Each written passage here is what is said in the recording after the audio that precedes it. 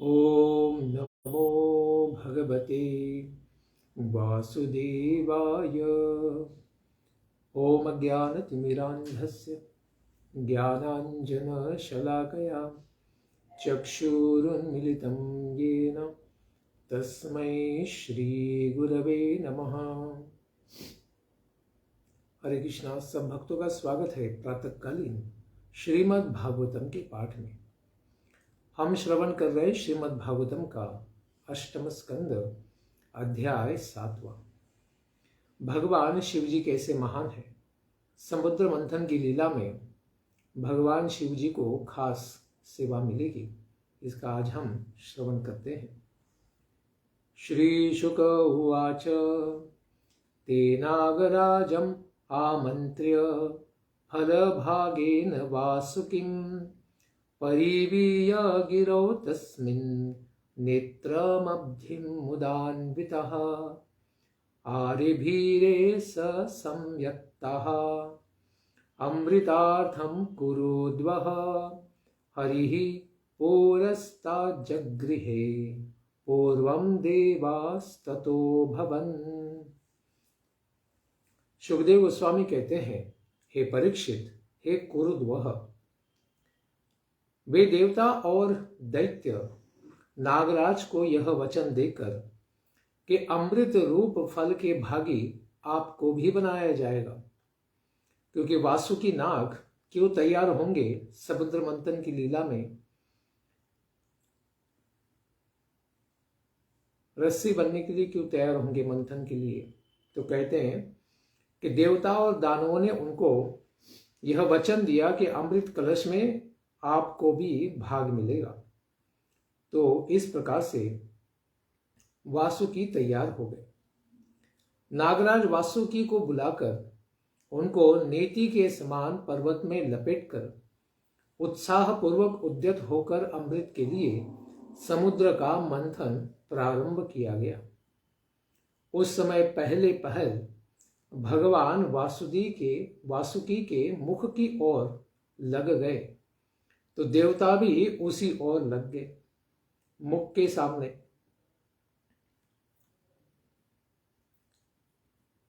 तन्नैच्छन्दैत्यपतयो महापुरुष चेष्टितं न गृह्णीमो वयं पुच्छं हेरंग मम मंगलम। ततः उसके पश्चात महापुरुष श्री भगवान के उस कार्य को दैत्यों के स्वामियों ने ठीक नहीं माना। उन सबों ने कहा कि हम लोग सर्प के अमंगलमय पूंछ को नहीं पकड़ेंगे, क्योंकि भगवान ने और देवताओं ने जब वासुकी के मुख की ओर पकड़ लिया तो दैत्यों के लिए बची पूंछ। तो उन्होंने कहा कि पूंछ भाग्य का प्रतीक नहीं है, दुर्भाग्य का प्रतीक हो सकता है। इसलिए उन्होंने भगवान का इस कृत्य का विरोध किया। उन्होंने कहा कि हम ही सर पकड़ेंगे, आप लोग पूंछ पकड़िए। इस प्रकार उन्होंने निवेदन किया।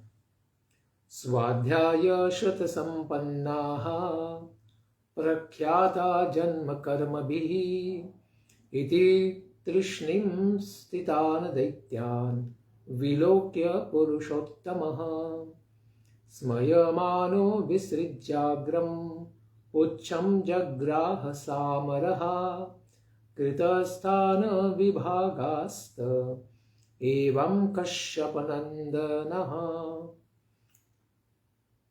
हम लोग भी ऊंचे वंश में जन्म लिए हैं, यानी वे भी कश्यप मुनि से उत्पन्न हैं। इस प्रकार से वे भी तो ब्राह्मणों की ही संतान है। इस प्रकार से दैत्यों ने कहा। वेद और शास्त्रों का विधि पूर्वक अध्ययन हमने भी किया है शुक्राचार्य गुरुवर से। यह सोचकर मौन खड़े दैत्यों को देखकर कि अभी वो समुद्र मंथन में भाग ही नहीं ले रहे, तब फिर भगवान पुरुषोत्तम मुस्कुराते हुए सर्प के मुख को छोड़ देते हैं और देवताओं को अपने साथ में लेकर वासुकी की पूंछ को पकड़ लेते हैं। तो सारे कश्यप नंदन, सारे दैत्यगण वासुकी के मुख की ओर आकर उसको पकड़ लेते हैं और मंथन का कार्य आरंभ हो जाता है। ममंथुः परमायत्ता अमृतार्थं प्रयोपयो निधिं मध्यमानेर्नवे सोद्री रणाधारो यपोविशत्। वे सब पूर्ण रूप से प्रयास करके क्षीर सागर का मंथन कर रहे थे। समुद्र मथे जाने के समय आधार रहित वह पर्वत जल में भीतर जाने लगा, क्योंकि नीचे उसे कोई सपोर्ट नहीं था। तो मंदराचल पर्वत पानी में या क्षीर सागर में डूबने लग गए। ध्रियमानोऽपि बलिभिर् गौरवात् पाण्डुनन्दन ते सुनिर्विन्न मनसः परिम्लान मुखः श्रियः आसन् स्वपौरुषे नष्टे दैवेनाति बलीयसा। हे पांडुनंदन परीक्षित, बलवान देवताओं ने और बलवान दैत्यों ने साथ में पकड़े रहने पर भी वह पर्वत तो जल में डूबता ही जा रहा था, यानी दूध में डूबता ही जा रहा था। अत्यंत बलवान दैव के द्वारा अपने पौरुष के नष्ट हो जाने से सबों का मुख बड़ा फीका पड़ गया, उनकी शक्ति क्षीण हो रही थी। इस प्रकार वे पर्वत को नहीं बचा पा रहे थे, वो पानी में क्षीर सागर में तो डूबता ही जा रहा था। इसलिए अत्यधिक वे लोग उदास हो गए। फिर भगवान ने तो कहा था कि हम आपको पूरी तरह सहयोग देंगे। तो भगवान क्या करते हैं? विलोक्य विघ्नेश विधिं तदेश्वरो दुरंत वीर्यो वितत भी संधिः कृत्वा वपुका क्षमापद्भुतं महत् प्रविश्यतो यम गिरिमुज्जहार। भगवान का एक नाम है विघ्नेश, जो विघ्नों का नाश कर देते हैं।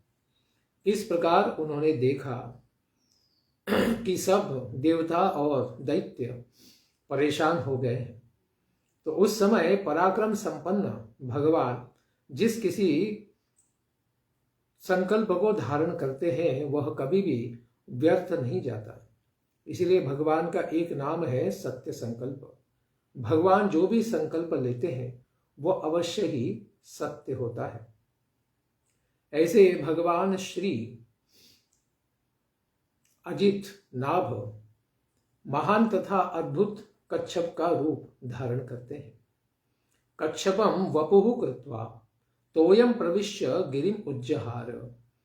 इस प्रकार उस सागर जल में प्रवेश करके पर्वत को अपने ऊपर उठा लेते हैं और उसे सही स्थिति प्राप्त करवा देते हैं, क्योंकि जल में महान कश्यप जो बहुत ही बड़े हैं, उनका आकार भी आगे बताएंगे, इस कश्यप के ऊपर जो भगवान ही है, विष्णु ही है, उस मंदराचल पर्वत को रखा गया और अभी उसको आधार मिलने से वह सुस्थिर हो गया।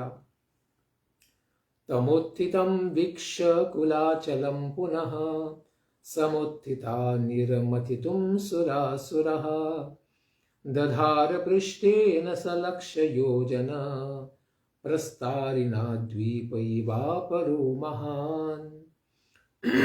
उत्थितम तम, अभी ऊपर उठे हुए उस कुलाचल को, पर्वत को देखकर सुरासुरः देवता और असुरगण निर्मंथुम पुनः समुत्थिता, पुनः मंदराचल का मंथन करने के लिए तैयार हो गए।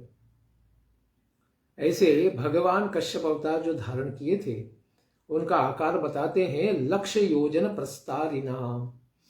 1 लक्ष्य योजन यानी 1 लाख योजन, यानी उसको 8 गुणिला करेंगे तो 8 लाख मैल, इतना बड़ा विस्तार भगवान कश्यप जी का था।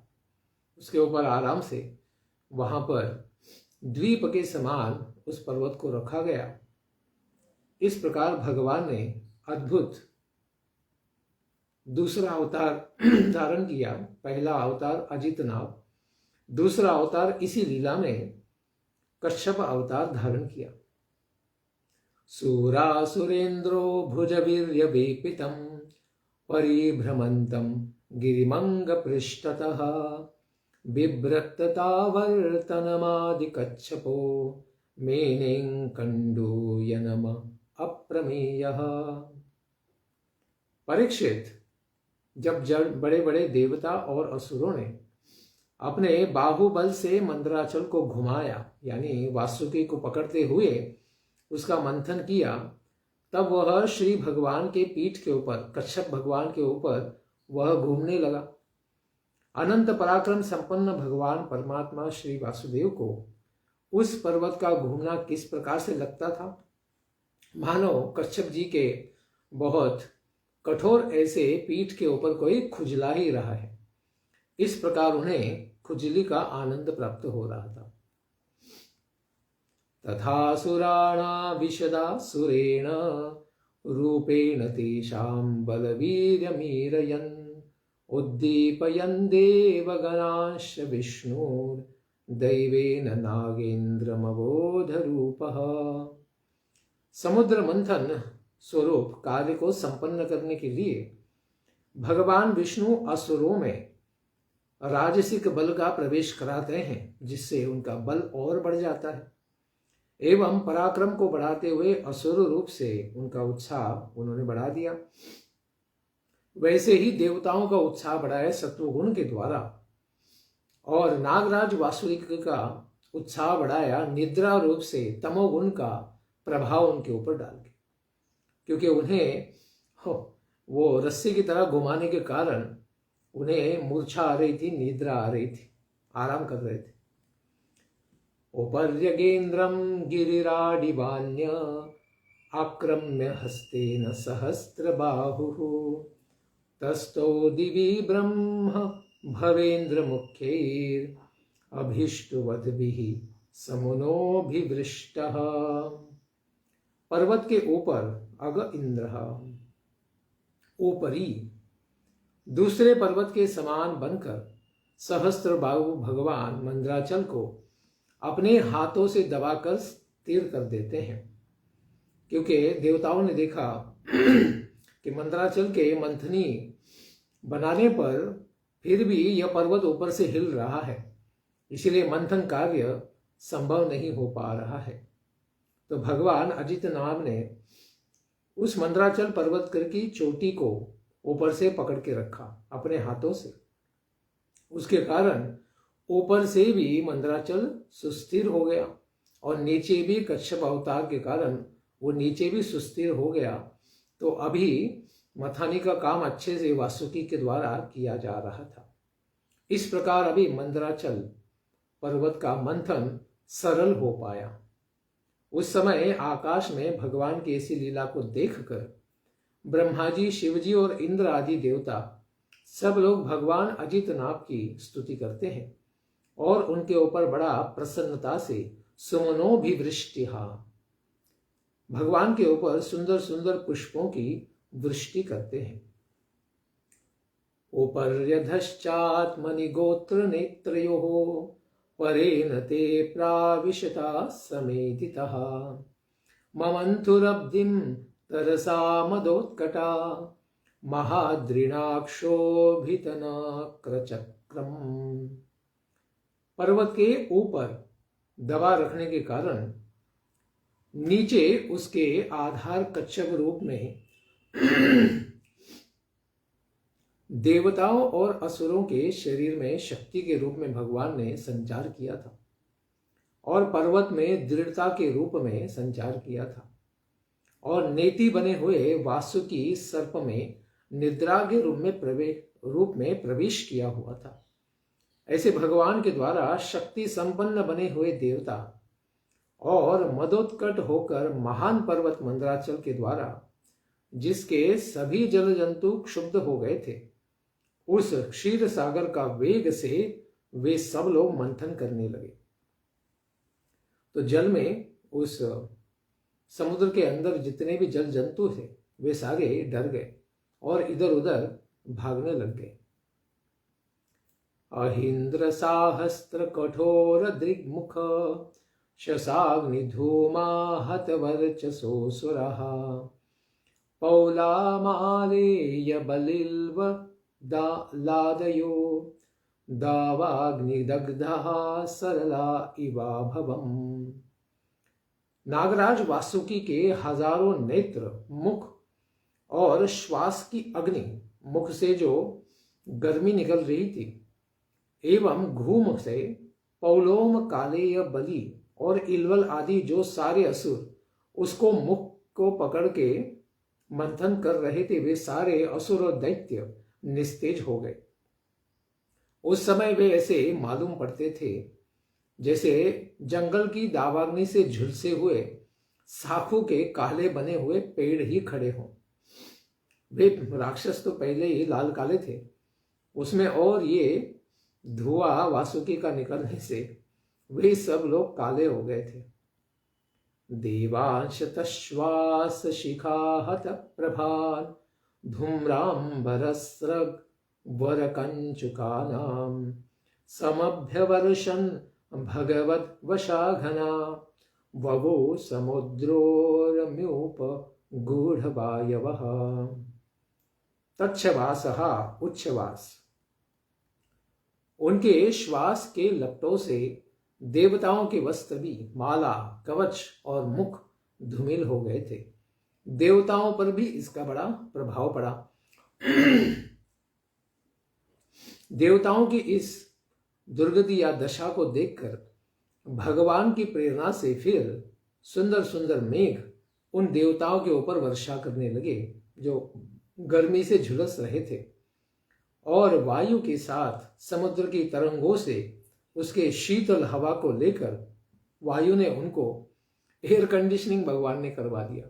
ठंडी ठंडी हवा बहाकर उनके उद्विग्नता को शांत किया। भगवान ने उनकी सांत्वना की कि देवताओं, कार्य रोको मत, आगे बढ़ो। इसलिए ठंडी ठंडी हवा और वहां पर इंद्र देवता के द्वारा हल्का सा वर्षाव भी किया गया। मध्यमाना तथा सिद्धोर देवासुरवरूथपैः यदा सुधा न जायेत निर्ममन्था जितः स्वयं। देवताओं और असुरों के सेनापतियों द्वारा मथे जाते हुए समुद्र से जब अमृत नहीं निकला,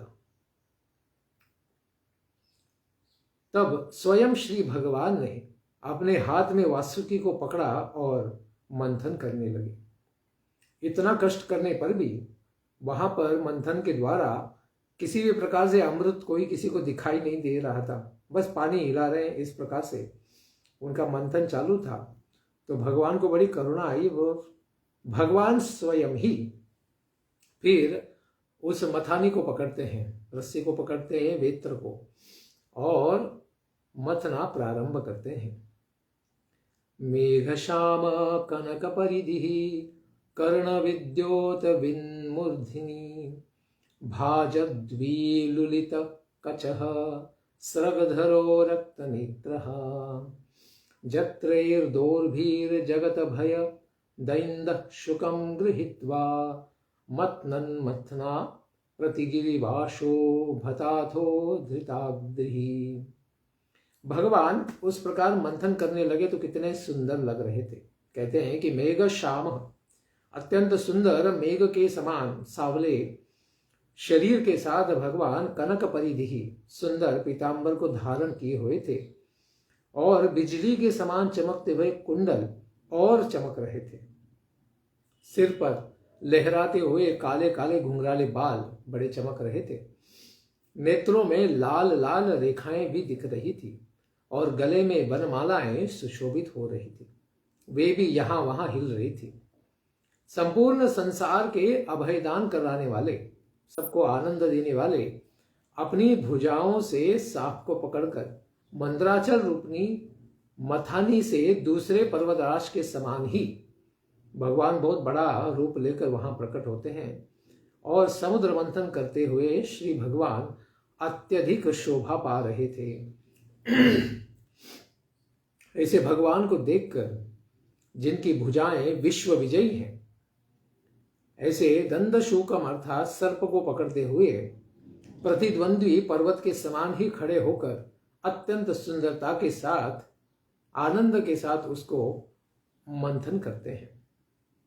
निर्मंथमाना दुदधेर बुद्विषम महोद्बलम हाल हलावमग्रतः संभ्रांतमीनो मकरा हिकच्छपात इमे द्विपग्राह तिमिंगलाकुलात। जिस प्रकार श्री भगवान मंथन कर रहे थे समुद्र का, उस समुद्र जल में मछली, मगर, सांप और कच्छप अत्यंत भयभीत हो जाते हैं। जोर जोर से जब पर्वत हिलता है तो क्षीर सागर का मंथन से जोर जोर से जल हिलने के कारण सब ये जीव जंतु ऊपर आ जाते हैं।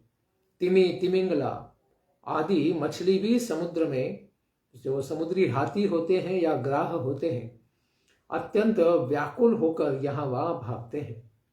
उस समय सर्वप्रथम क्या आया? अमृत तो आया नहीं, समुद्र के अंदर रहने वाला भयानक हलाहल विष जो सारे संसार का नाश कर देगा, इतना भयानक विष वहां पर प्रकट हो गया।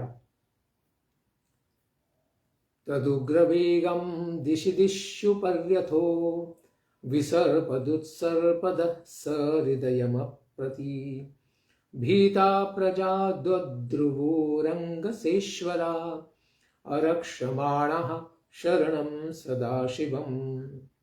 हे अंग परीक्षित,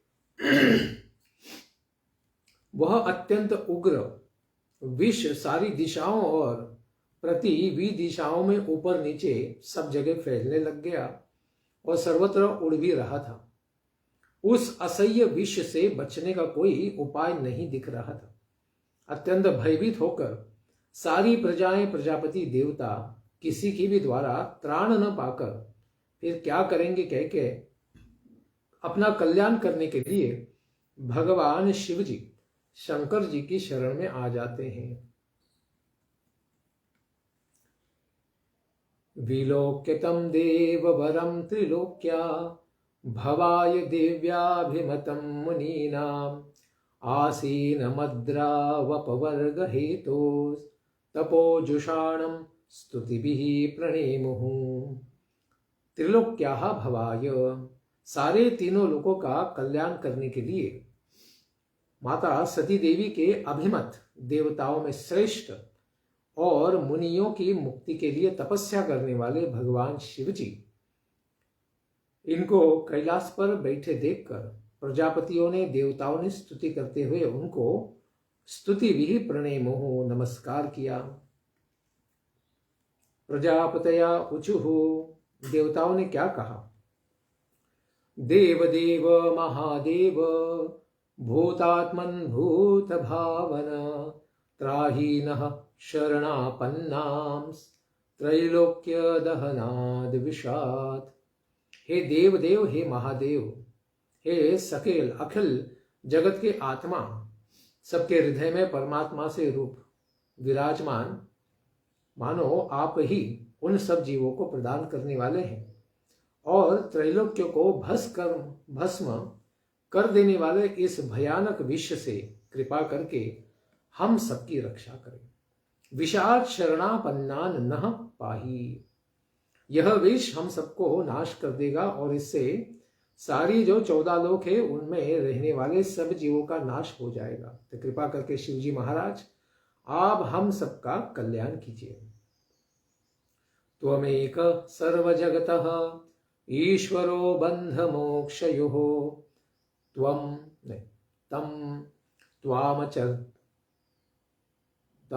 त्वामर्चन्ति कुशलः प्रपन्नार्ति हरं गुरुम्। सर्वजगतः बंध मोक्षयोः त्वमेक ईश्वरः, संपूर्ण जगत में बंध एवं मोक्ष के एकमात्र नियंत्रक ईश्वर आप ही हैं। तो यहाँ पर थोड़ा अतिशयोक्ति करके शिवजी महाराज का गुणगान किया जा रहा है। उनको मानो भगवान विष्णु ही बना देते देवता, क्योंकि यह कार्य उनसे संपन्न कराना है। इसीलिए ज्ञानी पुरुष शरणागतों के कष्ट को दूर करने वाले सबों के स्वामी आप, जो सारे जगत के गुरु हैं, आपकी ही अर्चना किया करते हैं। इसीलिए हम देवता भी आपके ही चरणों में आ गए हैं। गुणमय्या स्वशक्त्यास्य सर्गस्थित्यप्रियान् विभो धत्से यथा स्वदृग् भूमन् ब्रह्म विष्णु शिवाभिधाम। हे विभो, हे स्वामी, हे जगदीश्वर, अपनी गुणमयी माया के द्वारा इस जगत की सृष्टि, स्थिति और संहार करने के लिए, हे प्रभु, हे भूमन, आप स्वतः सिद्ध ज्ञानवान ब्रह्मा, विष्णु और शिव की संज्ञा को धारण करते हैं। इस प्रकार शिवजी महाराज को भगवान बना दिया इन लोगों ने। त्वं ब्रह्म परमं गुह्यं सद सद्भाव भावनः नाना शक्तिभिर आभातस् त्वं आत्मा जगदीश्वरः। आप ही ब्रह्म रूप हैं, क्योंकि आप परम रहस्यमय हैं। परमं गुह्यम, जितने भी देव मनुष्य आदि सत एवं असत प्राणी जन इस संसार में 84 लक्ष योनियां प्रकट हैं, उन सबको केवल आप ही जीवन प्रदान करते हैं। आप ही आत्मा हैं और आपके अतिरिक्त सृष्टि भी और कुछ संभव नहीं है। आप अपनी अनेक शक्तियों के द्वारा जगत के इस रूप में भी प्रतीत होते हैं, मानो विराट रूप भी आपसे ही उत्पन्न है। आप ईश्वर हैं और सब कार्य करने में समर्थ हैं, जगदीश्वर हैं। त्वं शब्द योनिर्जगदादिरात्मा प्राणेन्द्रिय द्रव्य गुण स्वभावः कालः क्रतुः सत्यमृतं च धर्मस् त्वय्यक्षरं यन्त्रिवृदा मनन्ति। आपसे ही वेद प्रकट हुए हैं। त्वं शब्द योनि ही, शब्द यानी वेद, सारे शब्द वेद भी आपसे ही प्रकट हैं। आप जगत के आदि कारण हैं, जगदादि आत्मा, और महत्तत्व त्रिविध अहंकार रूपी आप ही अलग रूप से इन तत्वों को प्रकट करते हैं।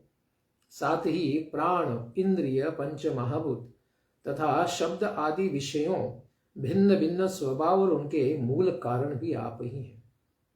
यहां से पता चलता है कि कभी कभी शिवजी बनने के लिए दूसरा कोई नहीं है, तो भगवान विष्णु ही शिवजी के रूप में प्रकट होते हैं। उस प्रकार से देवता यहाँ पर यह शिवजी भी भगवान की ही विभूति है। इस प्रकार से वे स्वयं भगवान के रूप में ही मानो उनकी पूजा कर रहे हैं। इसीलिए कहते हैं कि आप ही मूल कारण हैं। आप स्वयं ही प्राणियों की वृद्धि एवं ह्रास को करने वाले महाकाल भी हैं। उनका कल्याण करने वाले यज्ञ भी आप ही हैं, क्योंकि यज्ञ के द्वारा ही आप प्रसन्न होते हैं। सत्य एवं मधुर वाणी भी आपसे ही प्रकट है और धर्म भी आपका ही स्वरूप है। आप ही अकार, उकार और मकार इन तीनों के समूह से बने हुए ओमकार प्रणव है, अथवा त्रिगुणात्मिका प्रकृति भी आपसे ही उत्पन्न है। यह वेदज्ञ पुरुष सब ज्ञानी विद्वान विप्रजन कहते हैं। और आप यज्ञ होने के कारण आपका ही मुख अग्नि हो जाएगा। इसी को कहते हैं अग्निर्मुखम ते खिल देवतात्मा क्षितिम विदुर लोक भवांग्रि पंकजम कालम गतिम ते खिल देवतात्मनो दिशश्च कर्णो रसनम जलेशम। सर्वदेव स्वरूप अग्नि आपका मुख है। देवताओं में पहली पूजा अग्नि देवता की होती है, क्योंकि देवतात्मा अग्नि ही ते मुखम, भगवान के मुख के रूप में देवता होते हैं अग्नि देवता। हे तीन लोकों का अभ्युदय करने वाले भगवान शिवजी, वैदिकों ने पृथ्वी को आपका चरण कमल ही कहा है। विराट के चरण कमल है पृथ्वी। सर्वदेव स्वरूप आपका काल ही गति है, दिशाएं दोनों कान हैं। और वरुण देवता आपकी रसनेन्द्रिय है। आपकी जिह्वा यानी रस आस्वादन करने की शक्ति वरुण देवता है।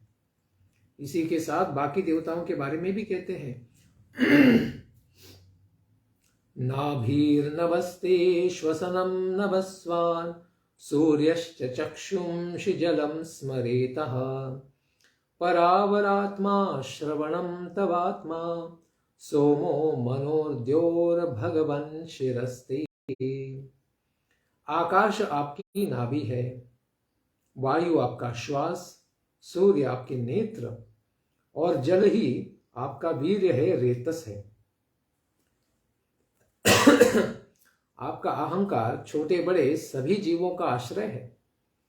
हे भगवान, देवताओं का लोक भी आपका सिर ही है। कुक्षी समुद्रा गिरयोस्ति संगा रोमानि सर्वौषधि विरुधत्स्ते छंदांसि साक्षात् तव सप्तधावस् त्रयी मयात्मन् हृदयं सर्वधर्मः। हे त्रयी मयात्मन, जो वेद हैं 3 रूप हैं, उनके 3 वेद बाद में विस्तारित होके 4 ही उनको कहा जाता है और पुराणों के साथ पंचम वेद भी कहा जाता है। इन वेद स्वरूप भगवान समुद्र ही आपके कोख हैं, कुक्षी हैं, पर्वत ही आपके अस्थि समूह है, गिरयः अस्थि संगाः। सभी प्रकार की औषधियां और लताएं आपके रोम हैं और वेदों के 7 छंद आपके 7 धातु हैं तथा सभी धर्म ही आपका हृदय है। मुखानि पंचोपनिषदस्तवेश यैस्त्रिंशदष्टोत्तरमन्त्रवर्गः यत्तच्छिवाख्यं परमार्थतत्त्वं देव स्वयं ज्योतिरवस्थितिस्थे।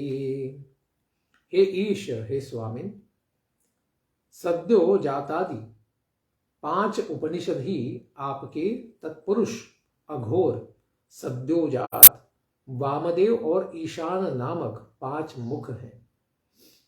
उन्हीं के पदच्छेद से 38 कलात्मक मंत्र समूह उत्पन्न हुए हैं। जब आप समस्त प्रपंच से उपरत हो जाते हैं तो आप अपने स्वरूप में ही स्थित हो जाते हैं। उन्हीं का नाम तो शिव होता है, जो सबके लिए अत्यंत शुभ होते हैं। वस्तुतः वही स्वयं प्रकाश शिव तत्व है, इसीलिए आपका नाम शिव हुआ है। छाया त्वधर्मो मिषुयैर्विसर्गो नेत्रत्रयं सत्वरजस्तमांसि सांख्यात्मनः शास्त्रकृतस्तवेक्षा छंदोमयो देव ऋषि पुराणः। अधर्म की दंभ, लोभ आदि लहरियों में आपकी छाया मात्र है, आपकी परछाई है। उन सबों से ही विविध प्रकार की सृष्टि उत्पन्न होती है। सत्व, रज और तम, ये तीनों गुण आपके 3 नेत्र हैं। हे देव, गायत्री आदि सनातन वेद ही आपका विचार है। आप ही सांख्य आत्मनः, सांख्य आदि समस्त शास्त्रों में आपका ही ज्ञान स्थित है और आप उनके कर्ता भी हैं। शास्त्र कृतः, वेद व्यास भी आपका ही रूप है। न ते गिरित्राखिल लोकपाल विरंच वैकुंठ सुरेंद्र गम्यम ज्योति परम यत्र रजस्तमश्च सत्वं न यद ब्रह्म निरस्त भेदम। हे गिरित्र, हे भगवान शिव जी, ते परम ज्योति ही, आपकी परम ज्योति को सभी अखिल लोकपाल विरिंच वैकुंठ सुरेंद्र गम्यम न कहते हैं कि हम सभी लोकपाल, इनको तो छोड़िए, ब्रह्मा जी भी, इंद्र भी आपको नहीं जान सकते हैं। और अतिशयोक्ति में कहते हैं कि भगवान विष्णु भी मानो आपको नहीं जानते हैं। इस प्रकार अतिशयोक्ति में कह देते हैं कि भगवान की ही आप कला होने पर वह क्या करते हैं, मानो आपको नहीं जानते हैं, क्योंकि आपसे वो आप उनसे अलग हैं, इस प्रकार से कह देते हैं। क्योंकि वह सत्वगुण, रजोगुण एवं तमोगुण से रहित हैं। आप वह सभी प्रकार के भेदों से रहित ब्रह्म स्वरूप ही है। आप कामाध्वरत्री पुरकाल गराद्यनेक भूतद्रुह क्षपयतः स्तुतये न तत्ते यस्त्वन्तकाल इदमात्मकृतं स्वनेत्रवह्नि स्फुल्लिङ्गशीघया भसितं न वेद। आपने कामदेव दक्ष के यज्ञ, त्रिपुरासुर और कालकूट विष जिसको आप अभी अभी पीने वाले हैं, और अनेक जीवद्रोही असुरों को विनष्ट भी आपने पहले भी कर दिया है और आगे भी करेंगे, किंतु यह कहने मात्र से आपकी स्तुति नहीं हो जाती है, क्योंकि यह तो अत्यंत अल्प है। क्योंकि अनंत काल में आप अनंत लीलाओं के द्वारा अनंत शुभ कार्य करने वाले हैं। केवल कामदेव को जला देना, दक्ष को काट देना या त्रिपुरासुर का नाश करना या अभी के समय में कालकूट विष को पी जाना, यह कोई विशेष घटनाएं नहीं है आपके लिए। आप अत्यंत महान हैं और आपकी विभू समान अत्यंत महान लीलाएं आगे भी भविष्य में प्रकट होंगी। हे प्रभु, आपको सादर नमस्कार है। इवन प्रलय के बाद यानी संसार के विनाश के काल में आपके द्वारा निर्मित विश्व आपके नेत्रों से ही निकलने वाली चिंगारियों से जलकर भस्म हो जाते हैं। आपके ध्यान मग्न रहने के कारण उसे आप जान भी नहीं पाते हैं। क्योंकि आप समाधि में हैं तो आप अपने स्वयं की लीलाओं के ऊपर ध्यान नहीं करते हैं, आप परतत्व के ऊपर ध्यान करते हैं। इसलिए आप स्वयं के महान गुणों के ऊपर भी चिंतन नहीं करते हैं। ये तो आत्मराम गुरुभीर हृदि चिंतिचां तांघ्री द्वंद्वं चरंत मुमया तपसा वितप्तम कथंत उग्र परुषम नीरतम श्मशाने तेनो नमोति मविदं स्तव हात लज्जः। जीवन मुक्त आत्माराम पुरुष हैं आप, क्योंकि आपका शरीर भौतिक नहीं है और आप स्वयं में ही रमण करते हैं, इसलिए आत्माराम कहते हैं। आप अपने हृदय में जिस आपके दोनों चरणों का ही ध्यान करते हैं, कैसे आत्माराम पुरुष आपके चरणों का ही नित्य ध्यान करते रहते हैं, ऐसे आपको माता पार्वती देवी के साथ सदा विचरण करने से कामी कहते हैं कुछ लोग। लेकिन सदा तपस्या रत रहने वाले आपको श्मशान में निवास करने के कारण उग्र और कठोर भी बतलाते हैं। वे लोग निश्चित रूप से आपकी लीला को ठीक ठीक से समझ नहीं पाते हैं, अतएव वे लोग निर्सज्ज हैं। यानी वे क्या है, अपनी लज्जा को क्या करते हैं, अपनी मर्यादा को नहीं समझ पाते हैं। यानी आपकी लीलाओं को न समझ पाने के कारण ही वे निर्लज्ज बन जाते हैं। जैसे दक्ष आदि, जिन्होंने आपका बहुत अपराध किया था, लेकिन फिर आपके अपराध रूपी पाप का क्षालन करने के लिए आपने ही कृपा करके अपने केवल एक केश को, बाल को निकालकर वीरभद्र को प्रकट किया और वीरभद्र ने उस दक्ष का सिर काट दिया था। ऐसे निर्लज्ज व्यक्ति को आपने अपने अल्प क्रोध के द्वारा ही नाश कर दिया था। इसीलिए इस संसार के लोग आपके बारे में कुछ भी बातें करते रहे, वे तो अज्ञानी ही हैं। इसीलिए कहते हैं, हे प्रभु, आप तो माया से परे हैं। तत्तस्य ते सदसतो परतः परस्य नाञ्जः स्वरूप गमने प्रभवन्ति भूम्नः ब्रह्मादयः किमूत संस्तवने वयं तु तत्सर्ग सर्ग विषया अपि शक्ति मात्रम्। आप तो इस कार्य कारणात्मक जगत से भी परे हैं, आप माया से भी परे हैं और माया आपकी ही सेवा में है। अतएव आपके अनंत स्वरूप को जानने में ब्रह्मा आदि कभी भी समर्थ नहीं हो सकते हैं, तो फिर वे स्तुति कैसे कर सकते हैं। और हम लोग तो उन्हीं के पुत्र हैं, ब्रह्मा जी और कश्यप जी के पुत्र हैं। इनके कारण हम तो किस प्रकार से आपकी पूरी स्तुति कर पाएंगे, हम तो इसमें सक्षम नहीं है। फिर भी अपनी शक्ति के अनुसार हम लोगों ने आपकी स्तुति की है। एतत् परं प्रपश्यामो न परं न ते महेश्वरः मृडनाय हि लोकस्य व्यक्तिस्ते व्यक्त कर्मणः। हे महेश्वर, सारे देवताओं में सर्वश्रेष्ठ भगवान शिव जी, हम लोग तो आपके इसी लीलार्थ रूप को देख पाते हैं। आपका जो परम स्वरूप है, पर ब्रह्म स्वरूप है, उसको तो हम सदाशिव रूप को हम नहीं देख पाते हैं। आपकी लीलाएं यद्यपि अव्यक्त हैं, फिर भी जगत के कल्याण करने के लिए आप इस दिव्य शिव जी के रूप में, व्यक्त रूप में यहाँ पर हमारे सामने प्रकट हुए हैं।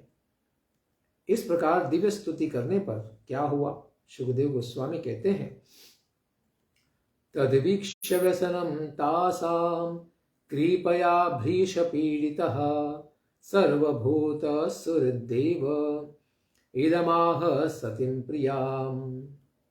सुखदेव गोस्वामी कहते हैं कि राजा परीक्षित, प्रजाओं के और लोकपालों के उस दिव्य संकट को देखकर सभी जीवों के स्वाभाविक हितैषी हैं भगवान शिव जी, इनके हृदय में दया उत्पन्न हो गई और अत्यधिक पीड़ा हुई कि देखो मेरे बच्चे कितने संकट में हैं। इस प्रकार देखते हुए अपनी पत्नी का अनुनय लेने के लिए कहते हैं, अहेबत भवान्नेतत् प्रजानां पश्य वैश्यसं क्षीरोदमथनोद्भुतात् कालकूटादुपस्थितम्।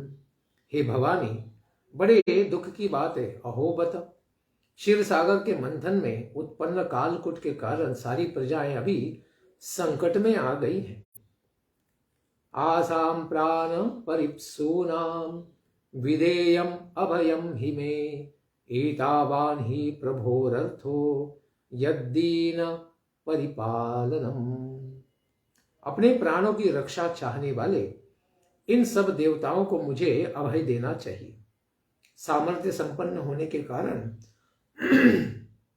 जीवन की सफलता तो इसी में है कि ऐसे दीन दुखी लोगों के ऊपर रक्षा का भार हमें लेना चाहिए और इनका कल्याण अवश्य ही करना चाहिए, क्योंकि ये लोग हमारे चरणों के ऊपर शरणागत हो चुके हैं।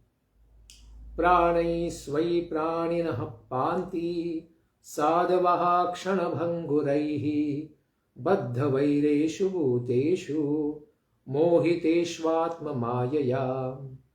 साधु पुरुष अपने क्षणभंगुर प्राणों की बलि देकर भी दूसरे जीवों के प्राणों की रक्षा करते हैं।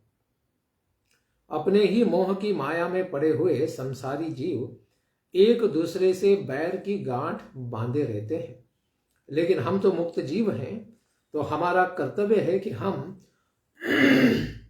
इन बद्ध जीवों का कल्याण हमें करना चाहिए।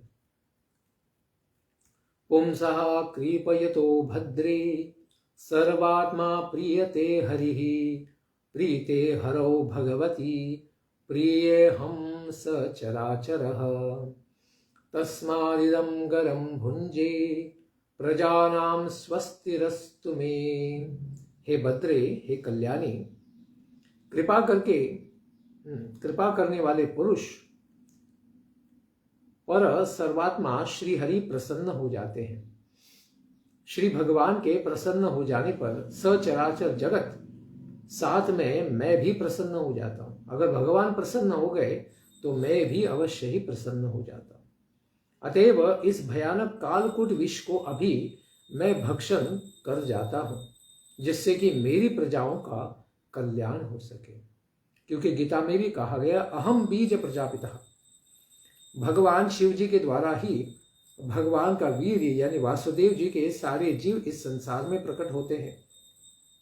इसीलिए कहते हैं कि मुख्य प्रजापति होने के कारण मेरा कर्तव्य है कि मैं इन प्रजाओं का रक्षण अवश्य ही करूं। तो सुखदेव गोस्वामी कहते हैं, एवं आमंत्र भगवान भवानीं विश्व भावनः तद विषम जगधुमारे भी प्रभावज्ञान्व मोदत। सुखदेव गोस्वामी कहते हैं कि विश्व के जीवन दाता भगवान शिव जी, विश्व भावना भगवान माता सती देवी से इस प्रकार का प्रस्ताव रखते हैं और उनसे अनुमति प्राप्त करते हैं। तो यहाँ पर पता चलता है कि पति को जीवन में बहुत अपने जीवन को संकट में डालने वाले इस प्रकार के बातों को पहले पत्नी से सानुनय, इस प्रकार से उनका विचार साथ में लेना चाहिए। अपना प्रस्ताव रखते हुए उनकी अनुमति प्राप्त करनी चाहिए। यहां पर माता सती देवी ने कहा कि आपके बच्चों के कल्याण के लिए आप इस कार्य को कर सकते हैं। इस प्रकार फिर विश्व के कल्याण के लिए उन्होंने कालकूट विष को प्राशन करने की इच्छा प्रकट की। उनके प्रभाव को जानने वाली माता सती देवी ने फिर भगवान शिव जी के इस कार्य का अनुमोदन ही किया। प्रभावचन्यः अन्वमोदत। माता भवानी देवी ने शिव जी के इस संकल्प का समर्थन ही किया। उन्हें पता था कि कालकूट तो भगवान शिव जी को कुछ नहीं कर सकते, इसलिए जनता के कल्याण के लिए इस प्रकार का संकल्प भगवान शिव जी ने व्यक्त करने पर माता ने उसका समर्थन ही किया। ततः करतलीकृत्य व्यापी हालाहलं विषम् अभक्षयन् महादेवः कृपया भूत भावनः। ततः उसके पश्चात उस अत्यंत तीक्ष्ण हलाहल विष को भगवान शिव जी अपने हथेली पर रखते हैं और सारे जीवों पर कृपा कल्याण करने के लिए उस विष को धीरे धीरे भक्षण करने लग जाते हैं। तस्यापि दर्शयामास स्ववीर्यं जल कल्मषः यच्चकार गले नीलम तच्च साधोर विभूषणम्।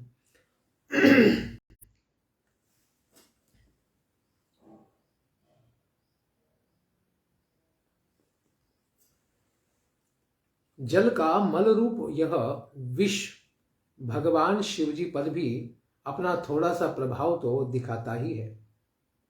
जल कल्मषः तस्यापि स्ववीर्यम दर्शयामास। भगवान शिवजी ने इतना महान कार्य किया कि उसको प्राशन तो कर रहे हैं, फिर उसका थोड़ा प्रभाव तो उनके ऊपर पड़ेगा। क्या प्रभाव पड़ेगा? यद्गले नीलम चकार तच्च साधोः विभूषणम। उस विष के प्रभाव के कारण उनका गला, विष नीला होता है तो उनका गला भी नीला हो गया। इसी साधु स्वभाव वाले भगवान शिव जी का गला नीला होने के कारण उनका एक विशेष नाम भी हो गया, नीलकंठ भगवान की जय। सारे जगत का कल्याण करने के लिए उन्होंने विष को धारण कर लिया, अपने पेट में नहीं जाने दिया।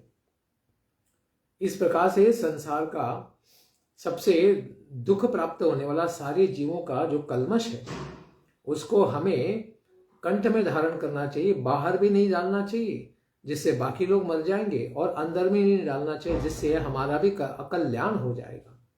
इसी को भगवान शिव जी समझाते हैं कि हमें कुछ कुछ सत्य कंठ तक भी लाने चाहिए, लेकिन कंठ से बाहर नहीं निकालने चाहिए। तप्यन्ते लोकतापेन साधवः प्रायशो जनः परम आराधनम तद्धि पुरुषस्याखिलात्मनः। साधवो जनः, जो परोपकारी सज्जन पुरुष होते हैं, वे प्रायः प्रजाओं के ही दुख से दुखी होते हैं, किंतु यह दुख नहीं होकर संपूर्ण जगत की आत्मा परमात्मा की सर्वश्रेष्ठ आराधना ही है कि उन जीवों का कल्याण किया जाए। इस प्रकार से भगवान शिव जी ने ऐसे जीवों का कल्याण करने के लिए वह हलाहल विष को कंठ में धारण कर लिया। निशम्य कर्मे तत्शंभोर देवदेवस्य मीढुषः प्रजा दाक्षायणी ब्रह्मा वैकुंठश्च शशंसिरे। देवदेवस्य, सारे देवताओं के भी जो आराध्य है, सबों की कामनाओं को पूर्ण करने वाले ऐसे भगवान शंभो शिव जी के उस दिव्य कर्म को सुनकर सारी प्रजाएं, देवताएं, माता सती देवी, भवानी, ब्रह्मा जी और साक्षात भगवान विष्णु भी अत्यंत प्रसन्न हुए और च शशंसिरे, उन सबने भगवान शिव जी की जय जयकार की। सबने उनको नमस्कार किया, उनकी दिव्य प्रशंसा की, क्योंकि साधुओं की यही महानता होती है कि जीवों का कल्याण करने के लिए वे अपने प्राणों की बाजी लगा देते हैं। प्रस्कन्नं पीबतः पाणेर् यत्किंचित् जगृहुः स्म तत् वृश्चिका हि विषौषध्यो दंदशुकांश्च ये परे। पानी ही पीबता, जब हाथ से लेकर भगवान शिवजी उस हलाहल विष को पी रहे थे, तब उस समय एक विशेष घटना हुई। यत् किंचित प्रस्कन्नम तत् वृश्चिका ही विपौषध्य। उस समय पीते समय हाथ की अंजुली से कुछ विष के कण द्रव नीचे गिर गया। उसको तुरंत वहां पर कुछ सेवा करने वाले बिच्छू, सर्प और विषैली औषधि वनस्पतियां ये सब पास में आ गए और उन्होंने उन पड़े हुए बूंदों को, हलाहल विष के बूंदों को स्वीकार कर लिया। इसी के कारण ऐसे विषैले जंतु इस संसार में उस विष को सदा ही धारण करते हैं। ऐसे दंदशुका, सांप, नाग, बिच्छू, सर्प और बाकी भी जीव जंतु और कुछ वनस्पतियां भी इनके पास, उसके बाद उनकी पीढ़ी दर पीढ़ी बीजों में भी और जीवों में भी इसी प्रकार से उस विष का प्रभाव पाया जाता है। तो समझ ही सकते हैं कि जैसे कोबरा में तो उस दंश होने से कुछ सेकंड्स में ही व्यक्ति, आदमी मर जाता है। तो हलाहल विष कितना भयानक होगा जिसको शिवजी ने पूरे अंजलियों हाथों में भर भर के अपने कंठ में धारण किया है। तो संसार का अवश्य ही अकल्याण हो जाता, नाश हो जाता। ऐसे है कालकूट विष को भगवान शिवजी ने सबके कल्याण के लिए धारण कर लिया। तो पता चलता है कि जब समुद्र का मंथन जिस प्रकार से होते हुए अमृत से पहले कालकूट विष ही निकला, उसी प्रकार से हमारे हृदय का जब मंथन होगा हरि नाम के द्वारा, मंत्रों के द्वारा, तब पहले अमृत नहीं निकलेगा, पहले कालकूट विष ही निकलेगा, जो हमारे अनेक जन्मों के पाप का बीज है या बीज का बना हुआ फल है या उसका रस है, वह निकलेगा। तो इसको कौन धारण करेंगे? तो आचार्य जो होते हैं हमारे संप्रदाय के, वे इसको धारण करते हैं और हमारा कल्याण करते हैं, क्योंकि इस कालकूट के द्वारा हमारा ही नाश हो जाएगा। इस प्रकार से आचार्य इस कालकूट विष से हमको बचाते हैं, हमारा रक्षण करते हैं और हमें मंथन की क्रिया में आगे बढ़ाते हैं, भजन क्रिया में आगे बढ़ाते हैं। फिर अनर्थ निवृत्ति होकर हम निष्ठा में पहुंच जाते हैं और धीरे धीरे आगे कृष्ण प्रेम, भगवत प्रेम का अमृत भी प्रकट होगा। इसी लीला को हम आगे श्रवण करेंगे कि किस प्रकार से मंथन आगे बढ़ा और अमृत की उत्पत्ति हुई कल के प्रातःकालीन सत्र में। भगवान शिवजी महाराज की जय, समुद्र मंथन लीला की जय, भगवान अजित नाभ की जय। निताई गौर प्रेमानंदे, हरि हरि बोल। जय जय श्री राधे श्याम।